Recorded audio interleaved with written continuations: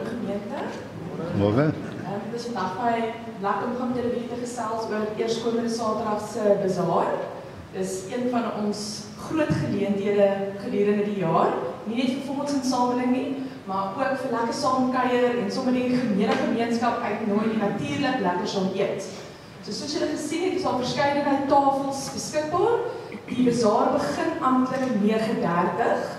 Maar hoekom ek nou vanoggend hier met julle gesels is, hierdie jaar gaan ons dit anders doen. Ons gaan weer met kaartjies werk, maar met die vorige bazaar in Maart het ons geluister toe julle gesê het, ons kaartjies is te klein en ons sukkel so 'n bietjie. So ons het baie hard gewerk om 'n nuwe stelsel in plek te kry. Hierdie keer gaan jy 'n kaartjie koop wat soos jou bazaar beursie werk. So ons verskillende kaartjies met verskillende waardes, sê nou maar 'n R50 kaartjie of 'n R100 kaartjie of 'n R250 kaartjie. En dan gaan jy met jou bazaar beursie gaan jy rondloop en jy kan by enige tafel of enige plek waar daar iets te koop is op die hele bazaar, kan jy dieselfde kaartjie gebruik. So op die kaartjie sal daar byvoorbeeld bedrae wees soos 'n R50, 'n R50 en 'n R20.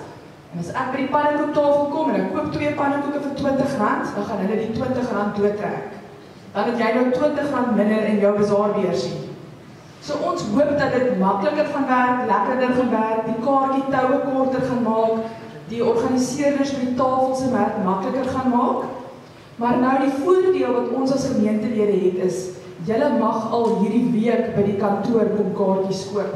Wat beteken jy hoef nie in die tou te staan Saterdag nie.